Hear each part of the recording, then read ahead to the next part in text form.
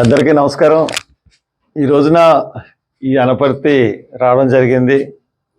అనపర్తి నియోజకవర్గం ప్రజలకి అనపర్తి అనేటోడికల్లా ఈ అనపర్తిలో ఉన్న మండలాల్లో ఉన్న గ్రాడ్యుయేట్స్ అందరికీ విజ్ఞప్తి చేద్దామని వచ్చాను మీ ద్వారా. ఈ రోజున ఈ ఎమ్మెల్సీ ఎలక్షన్స్లో పట్టభద్రుల ఎమ్మెల్సీ ఎలక్షన్స్లో మీ అందరికీ తెలుసు జీవి సుందర్ నించున్నాడు. జీవి సుందర్ అంటే మా అబ్బాయి. ఈ రోజున కంప్లీట్గా నెగ్గే అవకాశంలో ఉన్న అభ్యర్థి. ఎందువల్లంటే అభ్యర్థులు జనరల్గా మామూలు జనరల్ ఎలక్షన్స్లో మేనిఫెస్టో ఉంటుంది, నెగ్గిన తర్వాత ఏం చేస్తారు అన్నది చెప్తారు. ఈ ఎలక్షన్స్లో ఈ పార్టీలకు అతీతంగా జరిగే ఎలక్షన్, పార్టీ అభ్యర్థులు ఉండరు, పార్టీ గుర్తులు కూడా ఉండవు. కానీ మామూలుగా పట్టభద్రుల సమస్యల్ని ఎవరు కౌన్సిల్లో ప్రతిపాదిస్తారు, కౌన్సిల్లో ఎత్తుతారో వాళ్ళకి చెయ్యాలన్న ఉద్దేశంతోనే పట్టభద్రులు ఉంటారు. వాళ్ళ సమస్యల గురించి కౌన్సిల్లో మాట్లాడే వాళ్ళ గురించి వాళ్ళు ఎదురు చూస్తారు. అటువంటిది ఈ ఎలక్షన్ కూడా తెలుగుదేశం తమ అభ్యర్థిని నిల్చోబెట్టింది.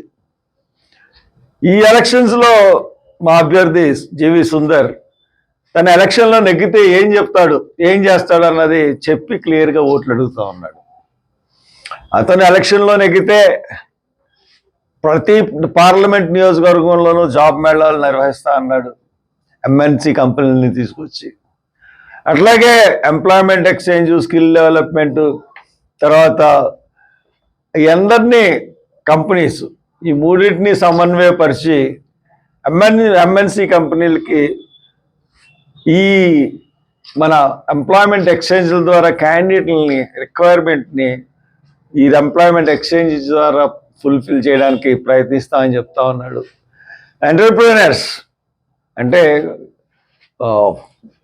యువకులు వ్యాపార రంగంలో రాణించాలనుకున్న వాళ్ళకి ఈ లోన్లు ఎలా తీసుకోవాలి, సిజిటిఎంఎస్, తర్వాత ముద్రా లోన్స్, ఇవన్నీ, అలాగే ఈ ఎంఎస్ఎంఈ లోన్స్, ఇవన్నీ ఏ వ్యాపారాలు పెడితే బాగుంటుంది అవి కూడా క్లాసెస్ ఆయన ప్రతి నియోజకవర్గ వారీగా పెడతానని కూడా చెప్తా ఉన్నాడు. అంతేకాకుండా తన గొంతుక ఉపాధ్యాయుల గొంతుకు అవుతుంది అన్నాడు, తన గొంతుక నిరుద్యోగుల గొంతుకు అవుతుంది అన్నాడు, తన గొంతుక కాంట్రాక్ట్ లెక్చరర్ల గొంతుకు అవుతా అన్నాడు, తన గొంతుక ఆశా వర్కర్స్ గొంతుకు అవుతుంది అన్నాడు, తన గొంతుక అంగన్వాడీ టీచర్స్ గొంతుకు అవుతుంది అన్నాడు, జిపిఎస్ ఓల్డ్ పెన్షన్ స్కీమ్ని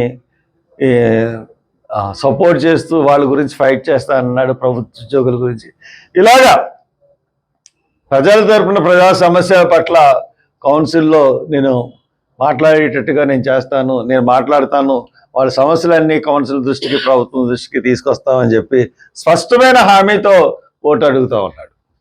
ఈ రోజున ఈ పరిస్థితి ఎలా ఉంటే తెలుగుదేశం పరిస్థితి ఏంటంటే అక్రమాలు, అన్యాయాలు. నామినేషన్ మొదలుకునే కుళ్ళు కుతంత్రాలతోనే రాజకీయం చేస్తూ ఉన్నారు. నామినేషన్లో యూటీఎఫ్ అభ్యర్థి, పీడీఎఫ్ అభ్యర్థి నామినేషన్ చెల్లకపోయినా కానీ నామినేషన్స్ అక్కడ ఆయన కూడా ఎస్సీ సామాజిక వర్గం కాబట్టి ఎస్సీ ఓట్లు చీలిపోతే మనం నెగ్గుతామన్న ఉద్దేశంతో అక్కడ ఆ రోజున అక్కడ మొదలుపెట్టారు. దాని తర్వాత ఇది అంటే వేరే ప్రాంతాల్లో ఉన్న వాళ్ళు, హైదరాబాదు, బెంగళూరు, విశాఖపట్నం, ఈ ప్రాంతాల్లో దూరంగా ఉన్న వాళ్ళందరికీ కూడా ఒక యాప్ని సృష్టించి మీరు యాప్ మీద నొక్కండి అనగానే వాళ్ళు ఫోన్ చేస్తారు, మీకు మేము టికెట్లు తీస్తాం, ఈ టికెట్లు మీరు ఫ్రీగానే తీస్తాం, వచ్చి మాకు ఓటేయండి అని చెప్పి వాళ్ళు ఎదవ నైతికానికి విరుద్ధంగా వాళ్ళు ప్రవర్తిస్తూ ఉన్నారు. నిన్న గోపాలపురం, వెస్ట్ గోదావరి గోపాలపురం కాన్స్టిట్యున్సీలో పోలీసులతో, సచివాలయం పోలీసులతో వాటర్ స్లిప్లు వాళ్ళంటే తెలుగుదేశం అవి పెంచబెట్టే కార్యక్రమం చేస్తూ ఉన్నారు. ఇలాగా ఎలక్షన్ కమిషన్కి దృష్టికి తీసుకెళ్ళినా కానీ అది పెద్దగా స్పందించట్లేదు. అధికారులందరూ కూడా ప్రభుత్వానికి తొత్తుల మాదిరిగా ప్రవర్తిస్తూ ఉన్నారు. కాబట్టి ఈ ఎలక్షన్స్లో ప్రజలే వీళ్ళందరికీ బుద్ధి చెప్పి సుందర్ని నెగ్గించాల్సిందిగా కోరుతా ఉన్నాను. అంతేకాకుండా ప్రజా వ్యతిరేకత చాలా ఎక్కువగా ఉంది.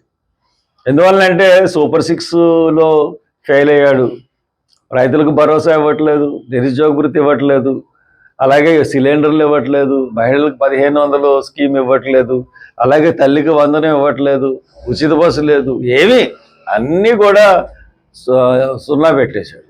అన్నిటికన్నా దారుణమైన విషయం ఏంటంటే ఈ 5 సంవత్సరాల్లో జగన్ను విమర్శించారు. టిడ్కో ఇళ్ళు ఎందుకు ఇవ్వట్లేదు, నేను కట్టించి పెట్టాను, టిడ్కో ఇళ్ళు ఎందుకు ఇవ్వట్లేదు, మన అనపర్తిలోను మండపేటలోను బోల్డ్ టిడ్కో ఇళ్ళు ఉన్నాయి. మరి ఈయన 9 నెలలు అయింది, ఈయన ఏం చేస్తున్నాడు, నిద్రపోతున్నాడా టిడ్కో ఇళ్ళు ఇవ్వకుండా? ఆ టిడ్కో ఇళ్ళు ఇవ్వడానికి కూడా నీకు తిరిగి లేదా? దావోస్ అన్న ఉత్తేజాలతో వచ్చావు, అన్ని ఫెయిల్. ఒక్క పల్లి పథకాలు పెట్టినప్పుడు మీకు డబ్బు లేదు కదా, ఇన్ని పథకాలు మీరు ఎలాగా చేయగలరంటే అన్ని పథకాలు ఎలా చేయాలో ఏం చేయాలో అన్నది మేము హోంవర్క్ చేసుకున్నాం. ఒక